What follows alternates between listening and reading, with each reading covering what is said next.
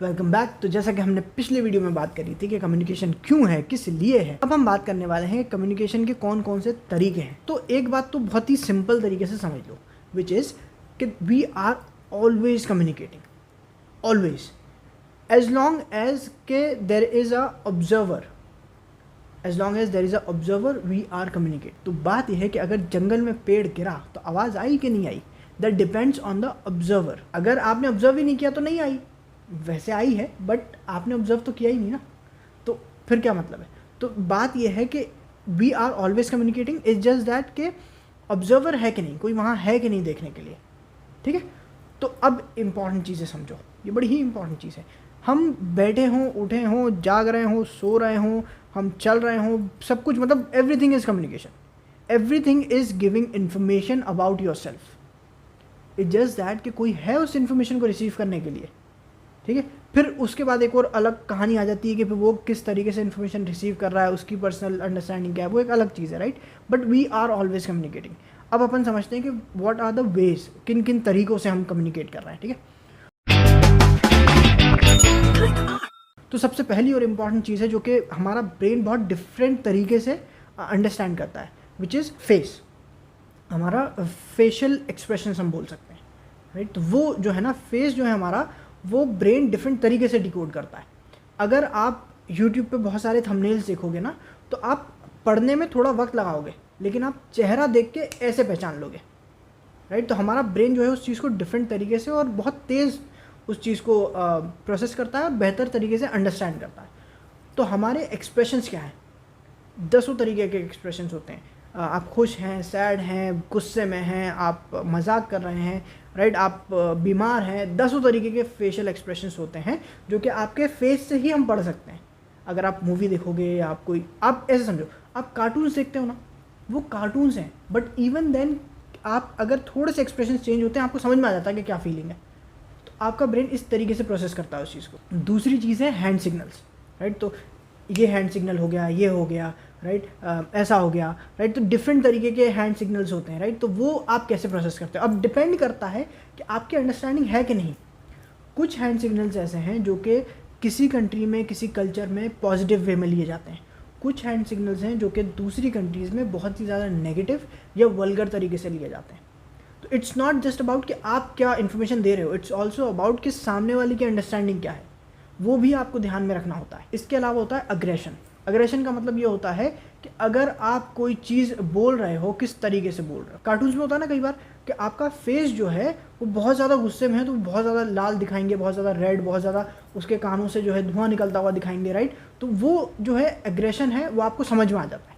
वो भी एक तरीका है इन्फॉर्मेशन ट्रांसफ़र करने का। इसके अलावा और भी तरीके होते हैं, जैसे कि मोबाइल फ़ोन्स हो गए, आप कन्वर्सेशन करते हो फ़ोन पे, आप ईमेल्स भेजते हो, आप लेटर्स भेजते हो, आप इन पर्सन कम्युनिकेट करते हो। अब इसमें अंडरस्टैंडिंग वाली बात यह है कि लेटर्स और ईमेल्स में जो है आपकी कम्युनिकेशन की अंडरस्टैंडिंग लिमिटेड होती है। क्यों? क्योंकि आपको 5%, 7%, 10% मैक्स समझ में आ रहा है कि सामने वाले ने बोला क्या है। अगर उसने कोई कॉम्प्लेक्स बात कर दी, अगर वो सार्केज़म दिखा रहा है, अगर वो मजाक कर रहा है, तो कई बार ऐसा होता है कि हमने ईमेल आया है हमें, या फिर हमें कोई मैसेज आया, नॉर्मली व्हाट्सएप पे कोई मैसेज आया, तो हम उसको बहुत ज़्यादा गलत तरीके से लेते हैं, उस बात पे लड़ाई हो जाती है, उस बात पे बुरा मान जाते हैं लोग।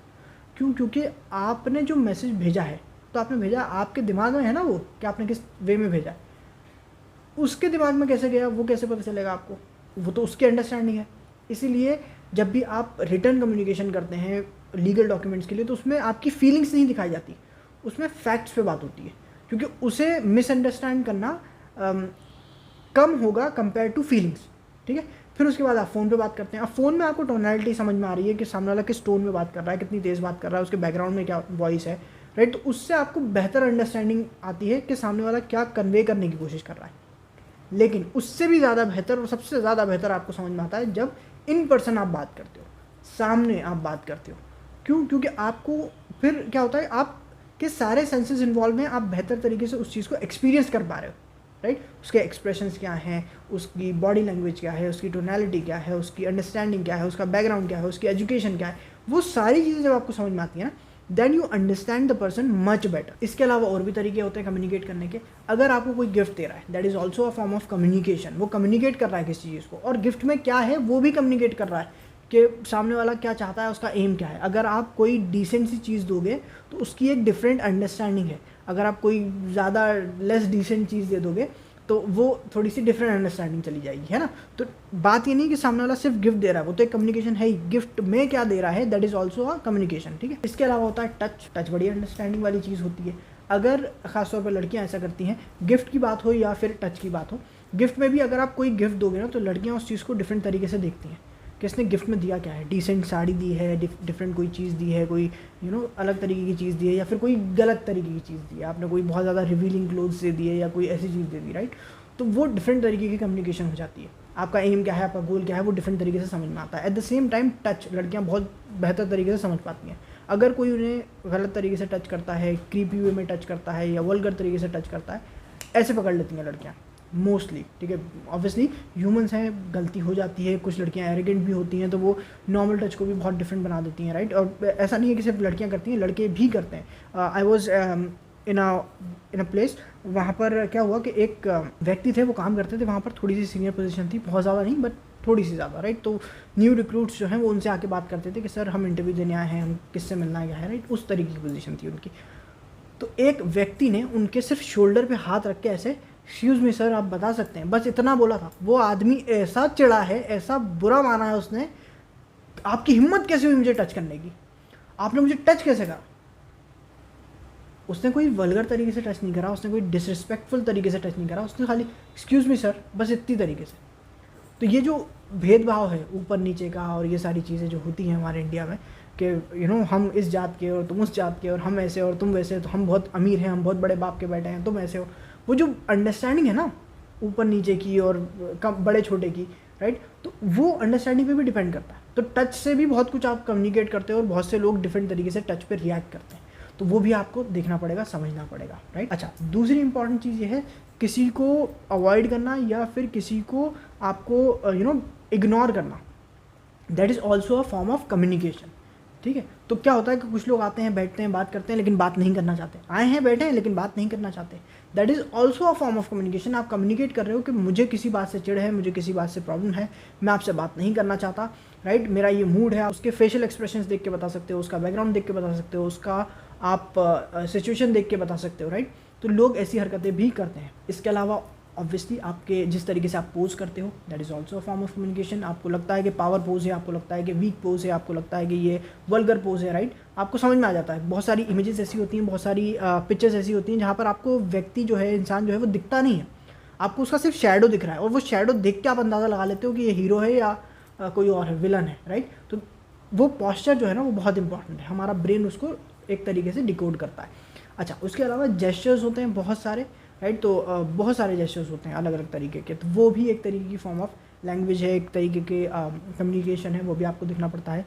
आपके साइंस जो होते हैं, जो रोड पे साइंस होते हैं, राइट, तो यू टर्न का साइन है और भी डिफरेंट तरीके के साइंस है, वो भी फॉर्म ऑफ कम्युनिकेशन है, राइट। तो दीज आर डिफरेंट वेज जिससे आप इन्फॉर्मेशन कलेक्ट करते हो, ठीक है। जैसे मैंने आपको पहले वीडियो में बताया था, इट्स ऑल अबाउट कि आप इन्फॉर्मेशन कलेक्ट कितनी कर रहे हो और आप कितनी इन्फॉर्मेशन किस तरीके से सामने वाले को दे रहे हो और वो कैसे अंडरस्टैंड कर रहा है। तो these are the different ways to communicate, ठीक है। इसके अलावा एक और इंपॉर्टेंट चीज़ ये है कि there are different ways to communicate. जैसे हमने कहा, तो एक और तरीका होता है कम्युनिकेट करने का, विच इज़ जो कि नॉर्मली हम अपनी प्राइवेट लाइफ में करते हैं, राइट। अगर आपने देखी हो मूवी तो आपको पता होगा कि that is also a form of communication, जो कि होता है in our personal life with our own partner, romantic partner usually, I hope. तो वो that is also a different form of communication. उसमें क्या होता है कि बहुत सारी कम्युनिकेशन डिपेंड करती है आपकी सिचुएशन पे। जब आपको एक दूसरे की पोजीशन पता है, जब आपको एक दूसरे की सिचुएशन पता है, आपको बेसिक अंडरस्टैंडिंग है कि क्या हो रहा है, देन उसमें जो जेस्चर्स आप करते हो, that is a different form of language, that is a different form of communication, ठीक है। तो ये सारे जो है कम्युनिकेशन के तंत्र हैं, वजह हैं, या फिर हम बोल सकते हैं मीडियम है, राइट, इन्फॉर्मेशन कलेक्ट करने के और इन्फॉर्मेशन देने के। आई होप कि आप लोगों को समझ में आया हो, कुछ अंडरस्टैंडिंग आप लोगों को आई हो। अगर आप लोगों को कोई दिक्कत हो, कुछ नहीं समझ में आया हो, तो बिल्कुल आप कम्युनिकेट कर सकते हैं कमेंट सेक्शन में। मिलते हैं दूसरे वीडियो में, अपना ख्याल रखिएगा। पूरी प्लेलिस्ट और बहुत सारे वीडियोज़ आने वाले हैं, तो वो भी देखिएगा। दैट्स इट, बहुत लंबा वीडियो हो गया, अपना ख्याल रखें।